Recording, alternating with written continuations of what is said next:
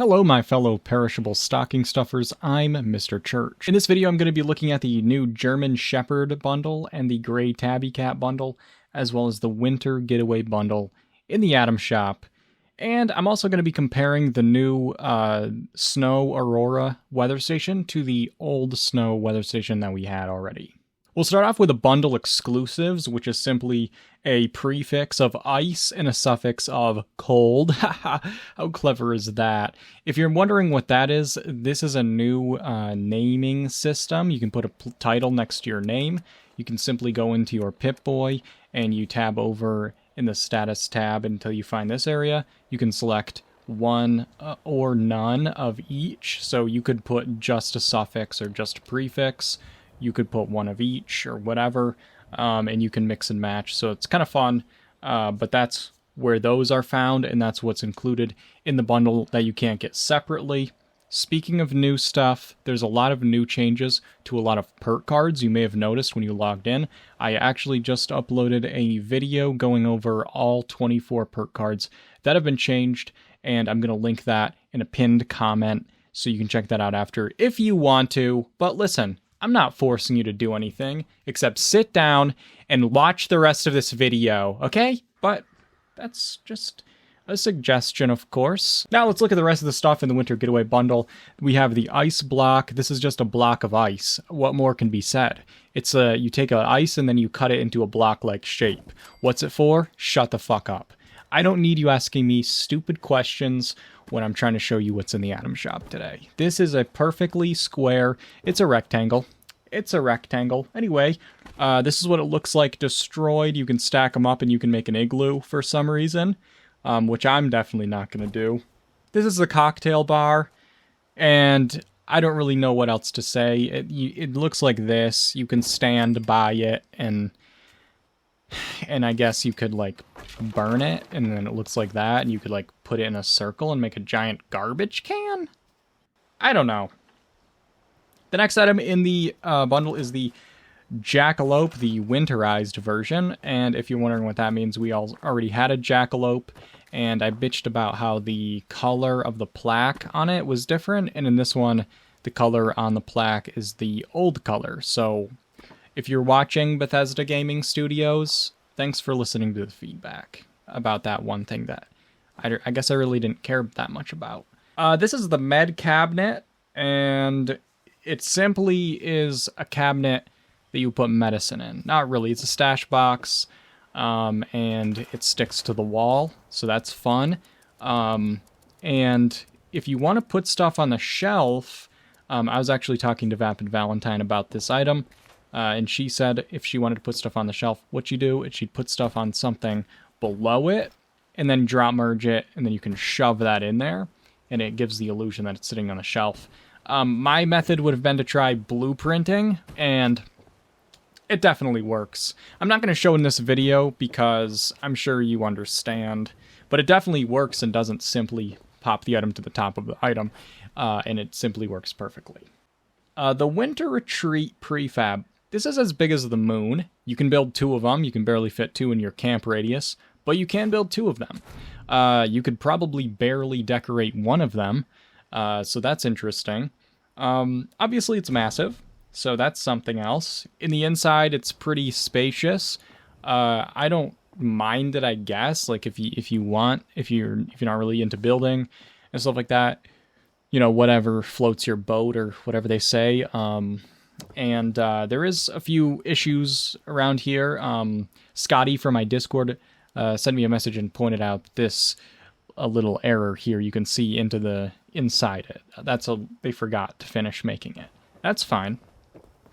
It's 3 floors plus an attic, and that's a lot of space. So I don't know how you're gonna fill this area without running out of budget. Every time I say something like it's too big, there's a bunch of people that tell me that it's a skill issue. Actually, that was one person, but like, you know, why would I focus on positive comments when I could just focus on the one negative one? That's pretty stupid if you ask me. This is what it looks like destroyed. There's just like little holes in it here and there. I don't really see the big deal. It just feels kind of lazy. Like this isn't really a destroyed model. It's just, it has some holes in it. That's it. Kind of boring. Now you may notice when you hover over it that you can connect a power up to it. And what I found out was there's one little conduit back here that you can connect to. However, you can't put anything down near the conduit. It doesn't want you to. So decorating outside your house in that spot, it's going to be annoying. I mean, impossible. That's what I meant to say. But when you hook it up to a generator, the entire building basically turns into a conduit. So all the lights that you have inside will now be powered up. Hallelujah. What a blessing that will be to us all. That's so great. That's nice. I love that. There is a few problems, like if you want to put, I don't know, Christmas lights on the Christmas-themed house, for example, and you put them where Christmas lights usually go. It happens to be just outside the boundary of where that power goes to, so these aren't powered up. See, if I move these inward and put them in the inside of the roof, where you're never going to put Christmas lights or whatever, it's powered up perfectly. But outside on the edge, not powered up. That's a problem, obviously, but not a very big one. Who cares about that, you know? Let's look at the Snow Aurora weather station now. I know you've been on the edge of your chairs to see what that looks like. This is what the machine looks like, and when you place it down, what you may notice is this sound emanating forth. If there's one thing the Grinch can't stand, it's the noise. You know what I mean? Like, what the fuck? Anyway, it looks like this. It's noisy, and just like the regular snow and like the rain, it goes through glass roofs, and actually there's tiny particles that go through normal roofs as well, so that's kind of fun. But anyway, what you may have noticed in the Atom shop today is that there was also a Snowtime Wilderness bundle. You won't have seen this if you own all the parts to it already. I owned everything except for the snow machine, and it was only 600 atoms, which was actually a pretty good deal because normally when the snow machine first came out, it was 2,000 fucking atoms. That's why I didn't get it. So I was able to pick this up for 600 atoms. Not bad.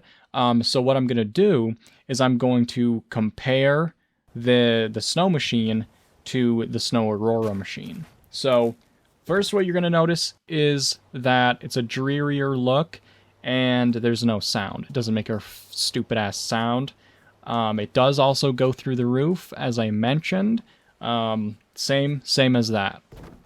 Vapid Valentine recommended showing a side-by-side of what these look like on the screen, so that's what I'm going to do, and I'm sure it's going to look perfectly good because I've done this before, and I also am really good at editing videos and didn't used to edit on Share Factory, and I didn't used to make my thumbnails on Snapchat, so I wouldn't worry about that. There's a lot of really good quality craftsmanship coming out of this channel, and people never overestimate me, ever, you know?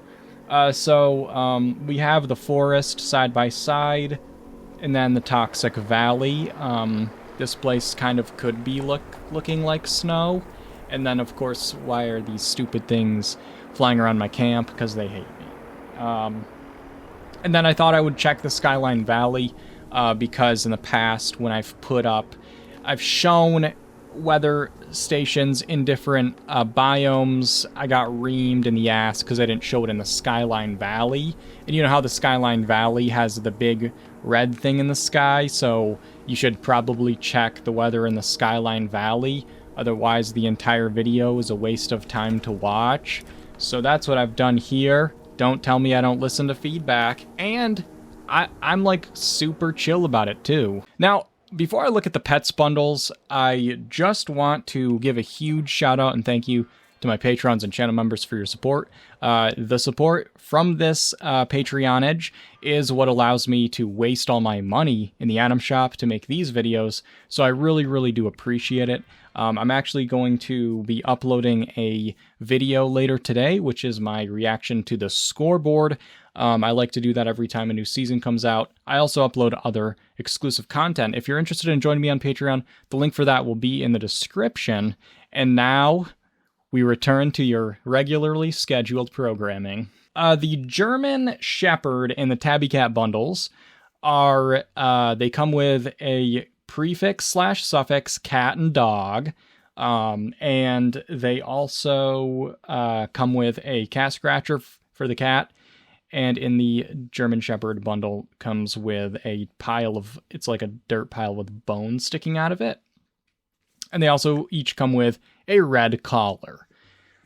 Now, something else that V told me to look at, I just talk to her before I make these videos, and then she tells me what to do. Okay? So that's what happens. So she reminded me of the fact that if you look in the shop and you click the button which hides all your owned items, you're going to see some items that are not listed in the feature tab that are individually sold in this area. So you could get the cat or the dog for $800, and you could also buy the cat scratcher or the pile of bone for $500 atoms if you don't want to get the whole bundle. So that's a great way to save atoms, and if you choose to do that, you can send the rest of the atoms, the money that you saved, to Vapid Valentine, and I'll include her PayPal in the description. That's probably a joke, but she does have a Patreon as well, so you could always check that out. She posts some really cool stuff herself. Anyway, can I please finish this video? I have ADHD, guys. It's not diagnosed, but you can probably tell. Now, you're going to find these items to build the cat and dog in the Dwellers tab. That used to be called Allies, and that's where you'll find it. So that means you can build one or the other. And if you have one of these built, you can't have an ally. Wow, what a shame that is, you know? Rats. Damn it. But the doghouse, it floats a little bit. It doesn't sink down into the ground at all, so you're going to want to make sure you put it on a flat surface or drop merge it down into something to sink it into the ground a bit, because that's terrible. And the dog pile is pretty good, and as I said, you can get this individually. You can build as many of these as you want, but they do have to be in the terrain, so you can't like stack them up for some reason. That's pretty annoying. So if you want to build the collar for the cats or dogs, you're going to go into your armor bench, and you're going to find that in its own tab, pet stuff, and you can build one of each. You can actually build as many as you want. You know, I'm not going to stand in your way, okay? So have at it, Billy, have at it. And then when you interact with the dog, you can give it to him and he'll wear it. This one's kind of bulky. But something interesting that I found out is you can unassign it and he'll still have it in his inventory, so you don't have to like carry it around with you. And another interesting thing, if you scrap the dog and then build him later or build him at another camp, he'll have the collar in his inventory still, and you can reassign it. It's pretty cool, actually. So you just have to basically build one collar for each one time, and that's it. Now, just like the dog house, the cat bed also floats a little bit, so be wary of that. And you can build the cat scratchers as many as you want. And again, this is one of the things you can get individually if you want to grab it. And another cool thing about these aminals is you can rename them. Now, you're the only one that's going to see these names, but that means that they're not going to be like, you know, making you not say certain words. So you could name it fuck if you wanted to, which is nice. And something that's really interesting that I didn't realize until I was messing around with this is when you like scrap it and then you rebuild it later, it'll remember the name that you gave it. And what's even more interesting is I actually went to another camp where I had never built the cat before, and I placed it down, and it still remembered the name I had it. So it's a universal cat at all my camps. It's the same cat with the same name. Now, I didn't test it with different characters. Like, I'm not sure if I get on a different character and build it, if that'll have a different name or whatever, but I thought that was pretty cool and pretty interesting. And if I change the name at this camp and then I go to my other camp, it'll have the updated name at this camp. So that's pretty cool. A lot less to mess around with, you know, set it and forget it. So that's good. For the interactions, you can make the dog speak. He barks, and the cat meows, I guess. You can make them sit down, that's nice. And you can pet them as well. Now in third person, it says pet, but you're just kind of like clapping consolingly. You're not really petting it. But this is an improvement from the PTS where you just looked at. You didn't do anything. If you were in third person and you clicked pet, nothing happened. So that's an improvement at least. Now there is a weird thing about it that I wanted to point out that I noticed, and that is the pathfinding seems to need a little bit of work. So when I have this massive prefab down, it looks like the cat was getting stuck. There was one point where he got stuck and I had to scrap it and rebuild it. And then I noticed where he was getting stuck, there was like this line, and you can see where the prefab bulldozes the grass down when you place it. And that's where the cat would go up to, and he wouldn't cross that line. He couldn't go over that line. So I thought that was really interesting. I got rid of the prefab, and then suddenly he teleported to me, and then he was able to follow me around. Because normally these animals will try to follow you around while you're walking around in your camp. They won't leave your camp. They'll stay at your camp, but they'll follow you around while you're in your camp. So I thought that was kind of weird, and then I wanted to make sure that they wouldn't get stuck outside, because what if you build your house and you want your cat inside it? You know what I mean?